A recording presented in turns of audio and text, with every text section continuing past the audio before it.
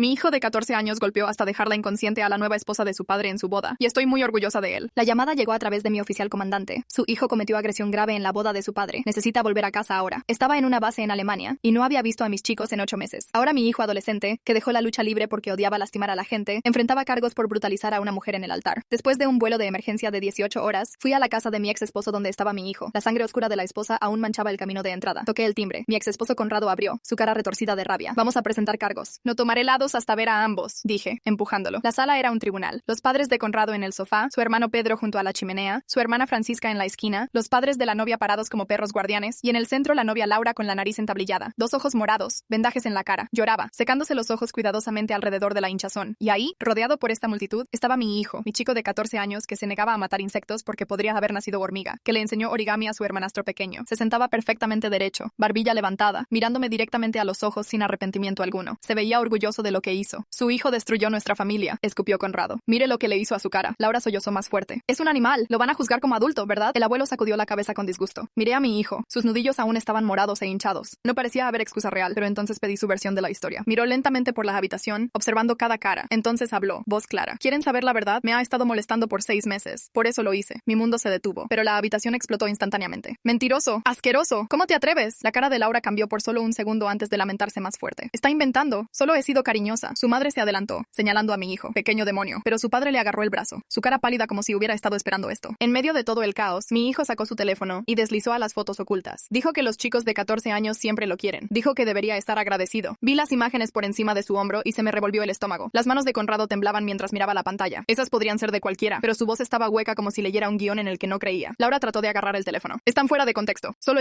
se detuvo, dándose cuenta de que acababa de admitir que eran reales. Mi hijo se levantó, voz temblando de rabia. Papá, te lo dije hace 3 meses. Dijiste que solo estaba siendo cariñosa. Conrado empezó a tartamudear. No, pensé, abuelo, te reíste, dijo mi hijo. Dijiste que ojalá tuvieras ese problema a los 14. La cara del abuelo cambió de rojo a blanco. Miró a Laura, luego a su nieto, y algo se desmoronó en su expresión. Tía Francisca, me dijiste que no fuera dramático. Francisca retrocedió hacia la puerta, lágrimas corriendo. Dios mío, pensé que solo eras... Tío Pedro, dijiste que debería estar agradecido. Pedro tenía la cabeza entre las manos. Jesucristo, estaba bromeando. No sabía que ella realmente... Abuela, dijiste que los chicos no pueden ser violados por mujeres. La abuela colapsó en el sofá, cuentas del rosario en las manos, susurrando oraciones. Cada uno de ustedes me dijo que me callara al respecto. Los padres de Laura tenían una discusión susurrada. Su padre siseo. No otra vez, Patricia. Dijiste que estaba mejor. La palabra otra vez quedó en el aire. Pero no es por eso que la golpeé. Mi hijo cortó. Todos se congelaron inmediatamente. ¿Qué quieres decir que no es por eso? Pregunté. La semana pasada la encontré saliendo del cuarto de Tommy a las 2 de la mañana. Tiene 9 años. Mi sangre se heló. Tommy era el hijo de 9 años de mi ex esposo. La máscara de Laura finalmente se cayó completamente. Ese pequeño mocoso me provocó. Conrado la agarró por los hombros. ¿Qué acabas de decir? Por primera vez, miedo real cruzó su cara. Mi hijo lloraba ahora, feo, jadeante. La mañana de su boda, te supliqué. Dijiste, hoy no. Sabía que nada de lo que dijera la detendría, así que la detuve de la única manera que pude. Mi hijo entonces se limpió las lágrimas y corrió escaleras arriba. Bajó cargando a Tommy, quien escondió su cara en su hombro. Tommy, Laura te tocó. El niñito asintió. Entonces se subió los shorts del pijama, moretones en la parte interna de los muslos. La madre de Laura le gritó a su hija. Prometiste, ibas a terapia. Prometiste que esto nunca volvería a pasar. Laura se quedó ahí, toda pretensión desaparecida, su cara morada retorcida de desprecio. Fue entonces cuando mi hijo habló otra vez. Somos niños, y cada adulto en esta habitación la eligió a ella sobre nosotros. Llamé inmediatamente a emergencias. La familia de Laura me suplicaba hablar, diciéndome que retirarían los cargos, pero no estaba escuchando. Fue entonces cuando Laura corrió al baño. No sé qué hizo ahí, pero no me importaba. 10 minutos después, salió justo cuando la policía estaba en la puerta. Se la llevaron. Tomé a mi hijo y a Tommy y manejé a casa de mi mejor amiga, pero 2 horas después sonó mi teléfono. La voz del detective era seria. La necesitamos en la estación inmediatamente. Manejé con el estómago en nudos. Me llevaron directo a una sala de interrogatorios. Resultó que lo que sea que Laura puso en su teléfono en el baño me había metido en problemas, y estaba a punto de descubrir que los monstruos como ella siempre tienen un plan de respaldo. El detective me condujo por un pasillo estrecho que olía a café viejo y limpiador de pisos. Abrió una puerta hacia un cuarto pequeño con solo una mesa de metal y 2 sillas de plástico. Deslizó una carpeta manila por la mesa y me dijo que le echara un vistazo. Mis manos temblaban mientras la abría. Adentro había capturas de pantalla de un teléfono mostrando mensajes de texto entre Laura y yo. Los mensajes me mostraban diciéndole que podía manejar a mi hijo como fuera necesario mientras estaba destacada. Un mensaje decía que confiaba completamente en su juicio sobre disciplina. Otro decía que los chicos adolescentes necesitaban límites firmes y contaba con ella para proporcionarlos. Miré fijamente estos mensajes que nunca envié. Mi cerebro no podía procesar lo que estaba viendo. Las marcas de tiempo mostraban que eran de hace 3 meses, justo cuando mi hijo primero le dijo a Conrado sobre lo que estaba pasando. El detective se sentó frente a mí observando mi cara cuidadosamente. Explicó que los encontraron durante su búsqueda del teléfono de Laura después de su arresto. Me preguntó directamente si le había dado permiso a Laura para disciplinar a mi hijo físicamente. Luego preguntó si le había dado permiso para tener contacto sexual con él como forma de enseñanza o castigo. Le dije absolutamente que no y que nunca envié esos mensajes. Exigí ver mis registros telefónicos del operador para probarlo. Dijo que necesitarían quedarse con mi teléfono para comparación y análisis forense. Fue entonces cuando me di cuenta de que ya no estaba ahí solo solo como testigo. Me estaban investigando como posible cómplice. Me llevaron a otro cuarto donde un técnico fotografió mis manos desde todos los ángulos. Luego enrollaron cada dedo en tinta y los presionaron en tarjetas. El técnico explicó que necesitaban descartarme como cómplice de los crímenes. La palabra cómplice me revolvió el estómago. Laura estaba tratando de arrastrarme con ella, haciendo parecer que yo sabía y aprobaba lo que estaba haciendo. Por las siguientes 3 horas, me hicieron pregunta tras pregunta sobre mi relación con Laura. ¿Cuándo nos conocimos por primera vez? ¿Qué tan seguido nos comunicábamos? ¿Qué tipo de conversaciones tuvimos? Si sabía sobre sus métodos con mi hijo. Querían saber cada detalle sobre nuestras interacciones. Preguntaron si alguna vez había discutido estrategias disciplinarias con ella. Preguntaron si había notado cambios en el comportamiento de mi hijo. Preguntaron por qué no volví a casa antes si sospechaba que algo estaba mal. Cada pregunta se sentía como una trampa. Finalmente me dejaron ir, pero se quedaron con mi teléfono y me dijeron que no dejara la ciudad. Salí de la estación sintiendo las paredes cerrándose. Manejé directo a la oficina legal de Carla Berganza, que mi amiga había recomendado. Carla miró mi cara e inmediatamente limpió su horario. Me sentó en su oficina y me hizo pasar por todo desde el principio. Le conté sobre la boda y lo que mi hijo reveló y ahora estos mensajes falsos. Carla empezó a teclear rápidamente en su computadora mientras hablaba. Inmediatamente presentó órdenes de preservación con todas las principales compañías telefónicas y empresas de redes sociales. Explicó que Laura probablemente usó aplicaciones de suplantación o capturas editadas durante esos 10 minutos en el baño. Carla dijo que necesitábamos obtener los registros telefónicos reales del operador para probar que los mensajes eran falsos. También presentó solicitudes para el historial de búsqueda de Laura para ver si había buscado cómo falsificar mensajes de texto. Carla me dijo que no hablara con la policía de nuevo sin ella presente. Dijo que Laura claramente estaba tratando de enturbiar las aguas y crear duda razonable para su propia defensa. La mañana siguiente, Derek Olivares de Servicios Sociales se presentó en casa de mi amiga, donde nos estábamos quedando. Necesitaba entrevistar a ambos chicos por separado como parte de la investigación oficial. Fue gentil con ellos, pero muy minucioso en sus preguntas. Hizo que mi hijo repasara todo lo que había pasado con Laura desde el principio. Mi hijo le contó sobre la primera vez que vino a su cuarto en la noche. Describió cómo esperaría hasta que Conrado se durmiera. Habló sobre las amenazas que hacía si le contaba a alguien. Derek escribió todo cuidadosamente e hizo que mi hijo firmara cada página. Luego Derek entrevistó a Tommy por separado en otro cuarto. El niñito estaba asustado, pero le contó a Derek sobre las veces que Laura venía a su cuarto. Le mostró a Derek los moretones que aún estaban sanando en sus piernas. Derek fotografió cada marca y documentó su tamaño y color. Algo se siente muy raro sobre el viaje de Laura al baño. 10 minutos es mucho tiempo para simplemente sentarse ahí mientras viene la policía. La reacción de su madre sobre "no otra vez" y terapia me hace preguntarme cuántas veces esta mujer ha hecho esto antes a otros niños. Trajo a una enfermera para hacer un examen físico completo en ambos chicos. Después de las entrevistas, Derek se sentó conmigo para explicar lo que pasaría después. Estaba implementando un plan de seguridad que me permitiría contacto supervisado con ambos chicos mientras las investigaciones continuaban. Tendría que encontrarme con ellos en la oficina de servicios sociales con un trabajador social presente. Se sentía humillante necesitar supervisión para ver a mi propio hijo, pero acepté inmediatamente porque su seguridad era todo lo que importaba. Derek explicó que el caso criminal contra Laura seguiría adelante independientemente de lo que pasara con la investigación sobre mí. Dijo que las revelaciones de los chicos eran creíbles y consistentes con abuso. La evidencia física en Tommy apoyaba sus declaraciones, pero también me advirtió que el abogado defensor de Laura probablemente trataría de usar esos mensajes falsos para alegar que yo estaba involucrada, o al menos negligente. En los días siguientes, todo se movió rápido, pero también dolorosamente lento. Carla obtuvo los registros telefónicos de mi operador que probaban que nunca envié esos mensajes. Los metadatos mostraban que fueron creados en el teléfono de Laura usando una aplicación de terceros. Carla también encontró que Laura había buscado cómo falsificar mensajes de texto para tribunal y aplicaciones de suplantación que se ven reales en su laptop, la semana antes de la boda. El detective de policía llamó a Carla para decir que ya no me consideraban sospechosa, pero aún era testigo clave. Mi teléfono sonó mientras aún estaba en el estacionamiento y la pantalla mostraba un número militar. Cándido Berganza del HAG estaba en la línea diciéndome que mi autorización de seguridad ahora estaba bajo revisión debido a la investigación en curso. Dijo que mi licencia de emergencia fue extendida, pero fui puesta en espera administrativa, lo que significaba que no podía regresar al servicio hasta que este lío fuera aclarado. Me senté en mi auto sintiendo toda mi carrera desmoronándose mientras mis hijos más me necesitaban. Carla llamó justo después y dijo que había obtenido copias de esas capturas falsas que Laura mostró a la policía. Las estaba viendo en su computadora e inmediatamente notó que la fuente estaba mal para mi modelo de teléfono. El formato de marca de tiempo tampoco coincidía y algunos mensajes tenían espaciado diferente que otros. Ya había llamado a Cora Cedillo, especialista en probar cuando la evidencia digital era falsa. Estaba manejando a su oficina ahora para examinar todo apropiadamente. Mientras tanto, Diana Pinedo de Servicios a Víctimas llamó para decir que había arreglado un examen médico para Tommy en el hospital pediátrico esa tarde. Lo llevé personalmente, pero cuando llegamos al cuarto de examen, me dijeron que tenía que esperar en el pasillo. Tommy se veía tan pequeño entrando ahí con solo la enfermera y el doctor. Caminé por ese pasillo por 3 horas revisando mi teléfono cada pocos minutos y tratando de no pensar en lo que podrían encontrar. La enfermera le trajo jugos 2 veces y cada vez alcancé a verlo sentado en la mesa de examen en bata de hospital. Cuando finalmente terminaron, Tommy salió sosteniendo un osito de peluche que le habían dado y no me miró a los ojos. Diana salió con una carpeta gruesa de documentación y me dijo que habían encontrado evidencia consistente con su revelación. Mi teléfono empezó a zumbar con mensajes de voz de Conrado, que se estaba volviendo loco por no poder ver a Tommy. El plan de seguridad requería que todas las visitas fueran supervisadas ahora, y estaba gritando en mi buzón sobre cómo todo era mi culpa. Primer mensaje: me culpó por voltear a nuestro hijo contra Laura. Segundo mensaje: culpó a Laura por ser una depredadora. Tercer mensaje: culpó a nuestro hijo por arruinar su boda. Cuarto mensaje: volvió a culparme por no advertirle sobre Laura, aunque literalmente acababa de descubrirlo yo también. Sus padres también estaban llamando, pero los borré sin escuchar. Laura pagó fianza el mismo día usando dinero de sus padres, y en horas su abogada había presentado una orden de restricción contra mí. Los papeles alegaban que yo había orquestado toda la situación para obtener custodia de Tommy, y que había entrenado a mi mi hijo para atacarla. Se estaba pintando como víctima de un esquema de ex esposa celosa. Carla dijo que este era comportamiento típico de depredador, tratando de voltear la narrativa. La mañana siguiente fue la entrevista de mi hijo en servicios sociales con Derek Olivares en el Centro de Defensa Infantil. Mi hijo se sentó en ese cuartito con cámaras y le contó todo a Derek en detalle. Dio fechas exactas de cuando le dijo a su papá sobre el abuso hace 3 meses. Recordaba las palabras específicas que su abuelo usó cuando se rió de ello. Sabía lo que su tía llevaba puesto el día que le dijo que no fuera dramático. Hasta recordaba qué programa de TV estaba cuando su tío dijo que debería estar agradecido. Derek escribió todo y creó una línea de tiempo oficial de cada adulto que había sido informado y falló en actuar. El plan de seguridad que implementaron significaba que ambos chicos tenían que quedarse en casa de mi amiga conmigo, solo permitidos ahí durante horas aprobadas. Establecimos una rutina extraña donde llegaría a las 7 de la mañana para prepararlos para la escuela. Me iría cuando se subieran al autobús y regresaría a las 3 cuando regresaran a casa. Tenía que irme de nuevo a las 8 cada noche, lo que me mataba porque era cuando Tommy tenía las peores pesadillas. Mi amiga me mandaría actualizaciones de él llorando por mí, pero no podía regresar hasta la mañana. Vivimos así por semanas, esperando que las fechas de corte y las investigaciones avanzaran. Luego llegó un email de la consejera escolar de Tommy que me enfermó. Había sacado sus registros del año pasado y encontrado cambios claros empezando hace 6 meses, justo cuando Laura se mudó. Sus calificaciones cayeron de sobresalientes a regulares y había pasado de nunca faltar a la escuela a tener 12 ausencias. Su maestra había notado que se había vuelto retraído y dejó de participar en clase. Otra maestra escribió que había empezado a quedarse dormido en su escritorio. La consejera hasta había llamado a Conrado sobre esto, pero él había dicho que Tommy solo se estaba ajustando a tener una nueva madrastra. Todas estas señales de alerta habían sido documentadas e ignoradas mientras ese monstruo le hacía daño. Carla me reenvió otro desarrollo cuando el detective llamó sobre encontrar un memo de voz en el teléfono de Laura. Era supuestamente yo amenazando con destruir su vida si se casaba con Conrado. El detective lo estaba enviando para análisis, pero advirtió que sonaba bastante convincente. Carla inmediatamente exigió el archivo original, no solo una copia, para que Cora pudiera examinarlo apropiadamente. Cora se puso a trabajar en el archivo de audio tan pronto como llegó a la oficina de Carla. Sacó primero los metadatos y encontró que el archivo había sido creado solo 2 días antes de la boda. Los patrones de onda mostraban inconsistencias extrañas donde el ruido de fondo cambiaba súbitamente. Aisló diferentes capas del audio y encontró evidencia de corte de voz, donde palabras habían sido cortadas de diferentes fuentes y pegadas juntas. Los patrones de modulación no coincidían con habla natural y había artefactos digitales mostrando marcadores de generación de voz por inteligencia artificial. Cora dijo que podía probar en tribunal que este audio fue completamente fabricado usando al menos 3 diferentes grabaciones fuente y una herramienta de voz artificial. Carla inmediatamente presentó la evidencia en tribunal y empezó el proceso para citar los registros del operador telefónico de Laura. Explicó que obtener los registros reales de llamadas y metadatos tomaría al menos 3 semanas. Cada día se sentía como un mes mientras esperábamos. No podía dormir apropiadamente sabiendo que Laura aún estaba ahí afuera esparciendo mentiras sobre mí. Carla seguía recordándome que construir un caso sólido toma tiempo, pero me estaba volviendo loca viendo mi vida desmoronarse. 2 días en la espera, Carla me reenvió un email marcado como confidencial del padre de Laura. Admitía que Laura había tenido un incidente con el hijo de un vecino hace 5 años. La familia se había mudado a otros estados después y quería inmunidad antes de darnos más detalles. Carla dijo que necesitaríamos aprobación del fiscal para cualquier trato de inmunidad, lo que podría tomar semanas. La audiencia de orden de restricción llegó primero y pensé que finalmente obtendríamos protección. Carla argumentó que nunca amenacé a Laura y solo estaba defendiendo a mi hijo del abuso. El juez apenas miró nuestra evidencia antes de emitir órdenes mutuas de no contacto. Dijo que, dadas las alegaciones serias de ambos lados, estaba siendo cauteloso. Quería gritar que ser cauteloso significaba proteger niños, no a su abusador. Mientras tanto, Tommy tuvo su examen médico en el hospital pediátrico. El doctor encontró evidencia consistente con abuso, pero usó lenguaje médico tan cuidadoso que me enfermó. Términos como hallazgos sugestivos de trauma y lesiones consistentes con mecanismo reportado, en lugar de solo decir lo que todos sabíamos. El reporte ayudaría a nuestro caso, pero se sentía como que nadie quería decir las palabras reales. Luego Carla recibió una llamada de un policía que estaba revisando grabación de cámara corporal de la boda. Había encontrado audio de Laura hablando con su madre después de que mi hijo la golpeó. En la grabación, se podía oír a Laura decir, esas fotos no deberían importar, antes de que su madre la callara. Carla inmediatamente pidió una copia y la presentó como evidencia en ambos casos. Explicó que su estrategia era defenderme de las acusaciones falsas, mientras mantenía completamente separado el caso de agresión de mi hijo. 2 pistas legales diferentes significaban doble trabajo y doble costo. Me advirtió que sería caro y agotador, pero no teníamos opción. Ya había gastado 8,000 euros y apenas estábamos empezando. Esa misma semana, recibí notificación formal de mi comando militar. Mi autorización de seguridad estaba suspendida pendiente del resultado de la investigación. Aunque fuera completamente exonerada, esto terminaría cualquier oportunidad de promoción. 15 años de servicio perfecto destruidos por una depredadora mentirosa. Mi oficial comandante llamó personalmente para decir que me creía, pero tenía las manos atadas. El protocolo requería suspensión para cualquier acusación involucrando menores, sin importar la evidencia. Había pasado de entrenar soldados en Alemania a sentarme desempleada en la sala de mi amiga. Cora había terminado su análisis completo del memo de voz falso para entonces. El padre de Laura de repente teniendo información sobre un incidente viejo con el hijo de un vecino, pero queriendo inmunidad primero. Ese timing se siente terriblemente conveniente. ¿Por qué no salió esto cuando su hija fue arrestada por primera vez en lugar de esperar hasta ahora para mencionarlo? Encontró prueba de que fue creado usando al menos 3 grabaciones diferentes cosidas juntas. Los artefactos digitales mostraron evidencia clara de software de generación de voz artificial. La marca de tiempo de creación en los metadatos del archivo era 2 días después de que Laura alegara que dejé el mensaje. Escribió un reporte técnico detallado que Carla dijo demolería su evidencia en tribunal. Pero los tribunales se movían lento, y cada día que pasaba era otro día que mis hijos sufrían. Servicios Sociales empezó su proceso de evaluación para la colocación de Tommy, ya que los padres de Conrado habían minimizado el abuso. La trabajadora social entrevistó miembros de de la familia para ver si algún pariente podía proporcionar un hogar seguro. Mencionó que podrían necesitar considerar cuidado de crianza terapéutico si ninguna colocación familiar era apropiada. El pensamiento de Tommy yendo con extraños me enfermó físicamente. La hermana de Conrado llamó diciendo que tomaría a Tommy, pero solo si admitía que estaba mintiendo. Su hermano dijo lo mismo. Todos querían que confesara haber inventado todo antes de ayudar. La trabajadora de servicios sociales dijo que sus ofertas condicionales mostraban que no eran colocaciones adecuadas. Empezó a mirar a la familia extendida de Conrado, pero la mayoría vivía fuera del estado. 3 semanas en esta pesadilla. Conrado se presentó en casa de mi amiga exigiendo a Tommy. Mi amiga Sara lo vio llegar e inmediatamente llamó a la policía mientras cerraba las puertas. Agarré mi teléfono y empecé a grabar video desde la ventana de la sala. Conrado estaba golpeando la puerta, gritando que Tommy era su hijo. Dijo que el plan de seguridad era ilegal y que tenía derechos parentales. Tommy se escondía en el closet del dormitorio llorando y mi hijo trataba de consolarlo. La policía llegó en 10 minutos, pero Conrado ya había pateado la puerta principal lo suficientemente fuerte como para agrietar el marco. Lo hicieron irse, pero dijeron que sin una orden de restricción no podían arrestarlo. Sara tuvo que pagar por una puerta nueva e instalar cámaras de seguridad el mismo día. Carla presentó papeleo de emergencia para una orden de protección, pero el juez no la escucharía por otra semana. Cada noche oíamos carros desacelerar afuera y nos preguntábamos si era Conrado regresando. Tommy empezó a orinarse en la cama y tener pesadillas sobre Laura viniendo por él. Mi hijo dejó de comer apropiadamente y perdió 5 kilos en 3 semanas. El estrés estaba destruyendo a ambos niños mientras el sistema legal se movía a paso de caracol. Carla seguía diciendo que estábamos construyendo un caso fuerte, pero podía ver a mis hijos desmoronándose. Los registros telefónicos finalmente regresaron mostrando que Laura nunca había recibido llamadas de mi número, pero su abogada argumentó que eso no probaba nada ya que podría haber usado un teléfono diferente. La fiscal llamó a una reunión 2 días después en el juzgado, donde expuso las opciones de mi hijo, mientras Carla se sentaba junto a nosotros tomando notas. Empujó papeles por la mesa mostrando que los cargos de agresión podrían significar detención juvenil, pero mencionó algo llamado programa de diversión. Carla se inclinó hacia adelante y empezó a hablar sobre alternativas de consejería mientras mi hijo se sentaba ahí silencioso y pálido. La fiscal seguía revisando su reloj como si tuviera mejores lugares donde estar. Carla presionó por terapia en lugar de cargos formales. Y después de 40 minutos de ida y vuelta, acordaron considerarlo si mi hijo completaba una declaración escrita sobre todo. Esa noche, mi hijo se sentó en la mesa de la cocina por 4 horas escribiendo página tras página sobre lo que Laura le había hecho. Su mano se acalambró 2 veces y tuvo que parar para sacudirla. Le hice chocolate caliente, pero no lo tocó. Cuando finalmente terminó, tenía 12 páginas por ambos lados describiendo cada cosa que ella había hecho. Escribió sobre cómo venía a su cuarto en la noche y lo tocaba mientras él fingía dormir. Escribió sobre las fotos que lo hizo tomar y cómo dijo que nadie le creería. Escribió sobre encontrarla con Tommy y cómo sabía que la boda era su única oportunidad de detenerla. Leerlo me hizo vomitar 2 veces en el baño mientras él dormía en el sofá. La mañana siguiente, llevamos a Tommy al Centro de Defensa Infantil para su entrevista. El edificio se veía como una casa regular desde afuera con juguetes en la sala de espera y pinturas brillantes en las paredes. Llevaron a Tommy a un cuarto especial con cámaras mientras me senté en el vestíbulo viendo a otros padres mirar sus teléfonos. La entrevistadora estaba entrenada para hablar con niños sobre abuso sin empeorarlo para ellos. Podía oír a Tommy llorando a través de la puerta, aunque dijeron que era a prueba de sonido. Después de 2 horas, lo trajeron y no me miró. La entrevistadora apartó a Carla y le mostró el reporte preliminar en su tableta. El patrón de preparación empezó hace 6 meses con pequeñas violaciones de límites que empeoraron cada semana. Laura le había dicho a Tommy que era su secreto especial y que cosas malas pasarían si lo contaba. El reporte documentó moretones en múltiples etapas de sanación y cambios de comportamiento que sus maestros habían notado. Carla dijo que este reporte solo fortalecería significativamente el caso criminal. Esa tarde, el detective me llamó a su oficina y me advirtió sobre hablar con la familia de Conrado. Dijo que cualquier coordinación entre testigos podría parecer manipulación, aunque solo nos estuviéramos cuidando unos a otros. Carla me dijo que toda comunicación tenía que pasar por su oficina de ahora en adelante para evitar cualquier apariencia de interferencia. Me dio una cuenta de email especial para usar solo para mensajes relacionados con el caso que ella podía monitorear. 2 días después, Carla consiguió que un juez firmara una orden para imagen forense completa del teléfono de Laura. El equipo técnico recuperaría archivos borrados y aplicaciones ocultas para encontrar la fuente real de esos mensajes falsos. La abogada de Laura luchó por una semana, diciendo que violaba su privacidad, pero el juez decidió a nuestro favor. La compañía telefónica finalmente envió los registros completos mostrando cada llamada y texto de mi teléfono del año pasado. Carla los extendió en su mesa de conferencia y resaltó las fechas relevantes con un marcador amarillo. Había 0 mensajes al número de Laura durante cualquier momento que alegó que la amenacé. Carla lo llamó nuestra primera pieza sólida de evidencia de que estaba mintiendo sobre las amenazas. Lo presentó en tribunal esa misma tarde mientras me sentaba en su oficina comiendo galletas rancias de la máquina expendedora. Cora llamó a la oficina de Carla la mañana siguiente con grandes noticias sobre el teléfono de Laura. Había encontrado una aplicación de suplantación escondida en una carpeta de calculadora que fue instalada a las 23:47 de la noche de la boda. Eso coincidía exactamente con cuando Laura se encerró en el baño después de que llamamos a la policía. La aplicación podía falsificar mensajes de cualquier número telefónico y hacerlos ver reales en capturas de pantalla. Cora envió el reporte técnico mostrando la marca de tiempo de instalación e historial de la aplicación. Carla inmediatamente reenvió todo a la fiscal, quien llamó de vuelta en 1 hora. Dijo que se estaba volviendo menos interesada en perseguir cargos contra mí, dadas las evidencias crecientes, pero no cerraría formalmente la investigación aún, porque así es como los fiscales se protegen de demandas. Carla dijo que era típica cobertura y que no me preocupara, pero no podía dormir de todas formas. 3 días después, mi teléfono empezó a explotar con notificaciones de números que no reconocía. Alguien había filtrado detalles sobre el caso en línea y publicado mi nombre y foto en redes sociales. Los mensajes empezaron bastante amables con gente diciendo que me apoyaba, pero rápidamente se volvieron oscuros. Amenazas de muerte llenaron mi buzón de voz en horas. Gente encontró mi email del trabajo y envió descripciones gráficas de lo que querían hacerme. Alguien publicó la dirección de mi amiga donde nos estábamos quedando y dijo que vendrían a quemarla. Carla me ayudó a capturar todo y presentar reportes policiales mientras instalábamos cámaras de seguridad en casa de mi amiga. El acoso se volvió tan malo que tuve que cambiar mi número telefónico 2 veces en una semana. Los hijos de mi amiga tenían miedo de ir a la escuela porque carros seguían pasando lento por la casa tomando fotos. Carla contrató una compañía de seguridad privada para patrullar el vecindario y escoltarnos a las apariciones en tribunal. La multitud en línea había decidido que era culpable sin conocer hechos sobre el caso. 3 días después, llegó una carta de Francisca con escritura temblorosa, diciendo que lo sentía por no creer a mi hijo. Pedro envió un texto diciendo que no estaba tomando lados, pero necesitaba espacio de toda la situación. Los padres de Conrado pararon completamente de contestar llamadas o mensajes como si ya no existiéramos. La familia se estaba dividiendo con cada uno eligiendo su propia forma de manejar la culpa. Servicios sociales vino a casa de mi amiga esa semana con papeleo sobre la colocación de Tommy. Dijeron que necesitaba quedarse en cuidado de crianza terapéutico y la familia de mi amiga calificaba ya que tenía el entrenamiento correcto. Tommy podía quedarse donde se sentía seguro mientras obtenía ayuda por lo que le había pasado. La trabajadora social trajo juguetes y libros para ayudarlo a sentirse más en casa. Los hijos de mi amiga estaban siendo muy gentiles con él y enseñándole juegos de cartas. 2 semanas pasaron antes de que la abogada de Laura presentara papeles tratando de excluir las fotos de mi hijo como evidencia. Alegó que fueron obtenidas ilegalmente y no podían ser usadas en tribunal. La moción significaba que mi hijo podría tener que testificar sobre cómo obtuvo las fotos. Carla inmediatamente empezó a preparar contraargumentos sobre por qué la evidencia debía quedarse. La audiencia fue programada para el mes siguiente con todos requeridos a aparecer. Mientras tanto, mi hijo tuvo que ir a tribunal juvenil por los cargos de agresión. El juez miró toda la evidencia y le ofreció un programa de diversión en lugar de proceso regular. Tendría que hacer terapia 2 veces por semana y 60 horas de servicio comunitario en el refugio de animales. Si completaba todo exitosamente, su registro se mantendría limpio. Mi hijo asintió y firmó los papeles sin decir nada. Los militares me llamaron esa misma semana sobre una audiencia del Consejo Administrativo. Dijeron que la publicidad negativa del caso estaba afectando la moral de la unidad y la seguridad de la base. Mi autorización de seguridad estaba bajo revisión y estaban cuestionando mi estatus de licencia humanitaria. ¿Por qué Laura esperó hasta estar encerrada en el baño para instalar esa aplicación de suplantación? Ese timing parece demasiado conveniente, como si ya tuviera un plan de respaldo listo por si las cosas salían mal en la boda. Tuve que entregar páginas de documentación explicando todo lo que había pasado. La audiencia fue programada para 3 semanas con mi carrera en la balanza. Durante la audiencia de supresión, el juez siguió pidiendo a la abogada de Laura que explicara problemas técnicos con su evidencia telefónica contra mí. Cora había encontrado marcas de tiempo que no coincidían y metadatos mostrando que los archivos fueron creados después de que fuera al baño. La abogada siguió tropezando con sus palabras tratando de explicar las inconsistencias. El juez frunció el ceño y tomó notas mientras Laura se sentaba ahí nerviosa. Sus moretones se habían desvanecido, pero seguía tocándose la cara como si aún dolieran. Después de 3 horas de testimonio, el juez dijo que decidiría en 2 semanas. Servicios Sociales terminó su investigación y oficialmente encontró que Laura había abusado de ambos chicos. También encontraron a Conrado culpable de fallar en proteger a sus hijos de una amenaza conocida. Fue obligado a tomar clases de crianza cada semana por 6 meses. El plan de seguridad fue extendido otros 6 meses con visitas sorpresa incluidas. Conrado empezó a presentarse a las clases requeridas sin quejarse. Se sentaba atrás tomando notas y haciendo preguntas sobre señales de alerta que había perdido. Su enojo se estaba moviendo lejos de nosotros y hacia Laura mientras salía más evidencia. Empezó a enviar emails cortos preguntando cómo estaba Tommy. Una mañana, desperté a docenas de mensajes de Facebook de cuentas que no reconocía. Todos decían cosas horribles sobre mí y mi hijo, pero usando detalles que solo Laura sabría. Carla documentó cada mensaje y rastreó las direcciones IP de vuelta al edificio de apartamentos de Laura. Presentamos cargos de desacato ya que estaba violando la orden de no contacto a través de sus amigos. El juez programó una audiencia de emergencia sobre posiblemente revocar su fianza. Laura se presentó con una abogada diferente que argumentó que no podía controlar lo que hacían sus amigos, pero Carla tenía prueba de que ella misma estaba conectada a las cuentas falsas. Mi hijo empezó terapia de trauma, pero no habló por las primeras 3 sesiones. Solo se sentaba ahí dibujando pájaros y árboles mientras la terapeuta esperaba pacientemente. En la 4ª sesión, finalmente dijo una oración sobre sentirse sucio todo el tiempo. La terapeuta le dio jabón especial para usar cuando los sentimientos se volvían demasiado fuertes. Semana tras semana, empezó a decir algunas palabras más sobre lo que había pasado. A veces se detenía a media oración y regresaba a dibujar pájaros. La terapeuta dijo que esto era normal y que la sanación tomaría tiempo. Tommy estaba yendo mejor en su terapia usando muñecos de juego para mostrar lo que había pasado. Su terapeuta estaba documentando todo para el caso criminal. La familia de mi amiga estaba siendo increíble con él y había empezado a sonreír de nuevo a veces. El Consejo Militar revisó todos mis documentos y testimonio de Carla sobre las acusaciones falsas. Decidieron extender mi licencia humanitaria, pero ponerme en servicio administrativo cuando regresara. Mi autorización de seguridad se mantuvo intacta, pero sería revisada de nuevo en 6 meses. Los padres de Conrado finalmente enviaron un email diciendo que necesitaban tiempo para procesar todo. Admitieron que deberían haber escuchado cuando mi hijo habló por primera vez. Pedro empezó a mandar mensajes de nuevo preguntando si los chicos necesitaban algo. Luego envió tarjetas de regalo para ropa y juguetes, pero aún no podía enfrentarnos en persona. La familia estaba lentamente tratando de averiguar cómo seguir adelante con toda esta culpa. La escuela me llamó 3 días después sobre preparar el regreso de mi hijo. Nos sentamos en un cuarto de conferencia con el director, 2 consejeros y la coordinadora de educación especial. Siguieron usando palabras como enfoque informado en trauma y horario modificado mientras llenaba pilas de papeleo. Mi hijo empezaría con medios días y trabajaría hasta tiempo completo por 6 semanas. Un consejero lo revisaría cada mañana y tarde. Tendría tiempo extra para exámenes y podría salir de clases si se sentía abrumado. El director me aseguró que mantendrían todo confidencial, pero sabía cómo funcionaban las escuelas. Cuando salimos, ya podía ver maestros susurrando en el pasillo. Esa misma tarde, revisé mi email y vi que la lista de promociones había sido publicada. Revisé 15 años de colegas teniendo sus nombres ahí. El mío no estaba en ninguna parte. Mi oficial comandante me había advertido que esto pasaría, pero verlo hizo que mi pecho se se apretara. Todos esos despliegues, todas esas evaluaciones perfectas perdidas por un incidente que ni siquiera fue mi culpa. Cerré mi laptop y traté de no pensar en los puntos de retiro que nunca ganaría. Ahora, 2 días después, llegó una carta certificada del abogado de la familia de Laura. Querían que firmáramos acuerdos de no divulgación o enfrentaríamos una demanda por difamación de 2 millones de euros. La carta alegaba que habíamos dañado la reputación de Laura con acusaciones falsas. Inmediatamente llamé a Carla, la abogada que mi amiga había mencionado podría ayudarnos. Se rió cuando le leí la carta. Tienen miedo. Esto es desesperación. Carla me encontró en un café esa tarde con una pila de sus propios papeles. Ya había sacado el registro de arresto de Laura y los reportes de servicios sociales. No vamos a firmar nada que silencie a estos chicos, dijo. La vi resaltar secciones de su acuerdo propuesto. Mire esta cláusula. Quieren que los chicos nunca hablen sobre el abuso, ni siquiera en terapia. Tachó páginas enteras con una pluma roja. Durante la semana siguiente, Carla fue de ida y vuelta con sus abogados. Nos ofrecieron 50,000 para dejar todo, luego 100,000, luego 200,000. Cada vez, Carla les dijo lo mismo. Mis clientes quieren justicia, no dinero. Su abogado se puso desagradable, amenazando con enterrarnos en costos legales. Carla ni siquiera parpadeó. Inténtenlo. Trabajo en contingencia para casos de abuso. Deslizó una contrapropuesta por la mesa. El proceso criminal sigue adelante. Sin acuerdos de no divulgación, no cambia dinero de manos. La cara del abogado se puso roja, pero tomó los papeles. Mientras tanto, la fiscal llamó con noticias sobre el caso de Laura. Le han ofrecido 18 meses si se declara culpable de un delito menor. Sentí mi estómago caer. Delito menor. Molestó a 2 niños. La fiscal sonaba cansada. Su abogada es buena. Están alegando que la evidencia es circunstancial. Explicó cómo la abogada de Laura estaba presentando moción tras moción para excluir evidencia. Querían las fotos de mi hijo excluidas como obtenidas ilegalmente. Alegaron que el testimonio de Tommy fue entrenado. Cada táctica dilatoria en el libro. Estamos viendo juicio en 8 meses mínimo. Dijo que los tribunales estaban atrasados. 8 meses de espera. Cuentas legales acumulándose. Mi hijo teniendo que revivir esto una y otra vez. Esa noche alrededor de las 11, mi teléfono sonó. La vocecita de Tommy llegó. No puedo dormir. Está en mis sueños. Podía oírlo llorar. Lo guié a través de los ejercicios de respiración que su terapeuta le había enseñado. Inhalar por 4, mantener por 4, exhalar por 4. Lo hicimos juntos por 10 minutos hasta que su respiración se calmó. Conrado tomó el teléfono brevemente. Esto pasa cada noche ahora. No quiere dormir en su propia cama. Llamé a la terapeuta de Tommy primera cosa en la mañana para una sesión de emergencia. Lo acomodó esta tarde. 3 semanas pasaron antes de que llegara la fecha de tribunal juvenil de mi hijo. El juez revisó sus registros de asistencia a terapia y los reportes de su consejero. Mi hijo se había presentado a cada sesión. El juez aprobó su programa de diversión con condiciones. 100 horas de servicio comunitario en el refugio de animales. Terapia semanal por 1 año. Revisiones mensuales con un oficial de libertad condicional. Sin contacto con Laura o su familia. Mi hijo asintió a cada requisito. El juez le recordó que esta era su oportunidad de evitar un registro permanente. Empezamos el servicio comunitario ese fin de semana. Viendo a mi hijo limpiar perreras y pasear perros, nunca sabrías por lo que había pasado. Los animales lo amaron inmediatamente. Carla llamó la mañana siguiente con buenas noticias. Presenté una moción para obtener los registros de terapia previos de Laura. La familia de Laura luchó fuerte, alegando derechos de privacidad, pero Carla había encontrado un precedente sobre patrones de comportamiento y casos de abuso. El juez decidió a nuestro favor. Los registros de su terapeuta anterior en Andalucía están siendo enviados. La voz de Carla tenía un toque de emoción. Podría haber otras víctimas. Sabríamos en 2 semanas lo que esos registros contenían. El mismo día, fui llamada a la oficina de mi comandante. La reprimenda formal estaba esperando en su escritorio. Conducta inadecuada de un oficial por la atención negativa traída a la unidad. Era el castigo más ligero posible, pero aún se sintió como un golpe. Mi comandante se veía incómodo mientras firmé. Luché por ti, fue lo mejor que pude hacer. La reprimenda se quedaría en mi archivo para siempre. Cualquier consejo que revisara mi registro la vería. Mi carrera militar había terminado efectivamente, aunque pudiera quedarme. Salí de su oficina sabiendo que nunca sería promovida de nuevo. Los días siguientes se mezclaron con reuniones de abogados, citas de terapia y conferencias escolares. Cada paso adelante se sentía como 2 pasos atrás, pero continuamos porque ¿qué más podíamos hacer? Los chicos necesitaban tanta normalidad como pudiéramos darles, aunque normal ahora significara consejeros y tribunales y pesadillas que no paraban. Conrado empezó terapia 3 semanas después como parte de su acuerdo de custodia con servicios sociales. Recibí copia del reporte de mi abogada mostrando lo que le dijo a su terapeuta. Se sentó en esa oficina admitiendo que había notado a Laura acercándose demasiado a los chicos meses antes de la boda. Había visto a ella tocar el hombro de mi hijo demasiado tiempo y sentarse demasiado cerca durante noches de películas. El terapeuta anotó cada palabra y la envió directo a servicios sociales como requerido por su plan de tratamiento. Los padres de Laura se presentaron en la oficina de mi abogada la semana siguiente con su propio abogado y un cheque. Querían resolver la reclamación civil de Tommy silenciosamente sin presentaciones en tribunal que harían titulares. Los papeles del acuerdo garantizaban que Tommy tendría terapia pagada hasta los 21 años sin límites en sesiones. Su abogado nos hizo firmar papeles diciendo que nunca podríamos hablar sobre el dinero con nadie. La abogada de Laura tropezando con explicaciones sobre la evidencia telefónica mientras ella se sienta ahí tocándose la cara parece una actuación tan calculada. Me hace preguntarme si ensayaron todo este acto nervioso de antemano para ganar simpatía del juez durante la audiencia. Mi hijo regresó a la escuela con un plan de seguridad que la consejera nos ayudó a escribir. Los niños susurraban cuando caminaba por los pasillos y algunos se alejaban de él en el almuerzo. Practicábamos ejercicios de respiración en el auto antes de la escuela, pero algunas mañanas solo se sentaba ahí temblando. Tenía que llamarlo enfermo y lo intentaríamos de nuevo al día siguiente. La fiscal me llamó a su oficina para mostrarme lo que habían encontrado en los registros de terapia sellados de Laura. Otros 3 niños de su pasado habían hecho reportes que fueron enterrados por diferentes terapeutas. Retiró la oferta de declaración justo ahí y dijo que agregarían cargos por cada víctima previa. Carla me sentó en su oficina con café y me advirtió lo que venía. La abogada defensora de Laura atacaría todo sobre mi servicio militar y cómo crié a mi hijo. Empezamos sesiones de práctica donde Carla me martilló como si estuviera en el estrado de testigos. Me hizo responder las mismas preguntas una y otra vez hasta que pude mantenerme calmada sin importar lo que preguntara. La familia de crianza de Tommy envió actualizaciones a través de servicios sociales diciendo que estaba mejorando cada semana. semana. Necesitaba terapia 2 veces por semana y aún tenía pesadillas, pero estaban comprometidos a mantenerlo. Le dijeron a la trabajadora social que lo adoptarían si los derechos de Conrado eran terminados completamente. Mi hijo empezó su servicio comunitario en el refugio de violencia doméstica del centro. Ayudaba a clasificar donaciones y limpiar el cuarto de juegos donde los niños se quedaban mientras sus mamás se reunían con consejeros. La coordinadora dijo que trabajar ahí parecía ayudarlo a entender que no estaba solo en lo que había pasado. Otros niños también habían sido lastimados, y verlos sanar lo ayudaba a creer que él podía sanar. Me senté en mi mesa de cocina después de que los chicos se fueron a la cama, rodeada de pilas de papeles, cuentas legales de Carla que se comieron mis ahorros y horarios de terapia para ambos chicos, fechas de tribunal marcadas en el calendario y notas de reuniones de servicios sociales esparcidas por todas partes. El caso se arrastraría por meses más con deposiciones y audiencias y evaluaciones. Pero esta noche, mi hijo estaba durmiendo en su cama al final del pasillo en lugar de detención juvenil. Tommy estaba seguro con gente que lo protegía en lugar de la casa donde nadie le creyó. Eso tenía que ser suficiente por ahora porque era todo lo que teníamos mientras esperábamos que el sistema funcionara. Gracias por dejarme divagar con ustedes hoy. Realmente te hace ver las cosas un poco diferente. Hasta la próxima vez, y si llegaron al final, dejen un comentario. Me encanta leer todos sus comentarios.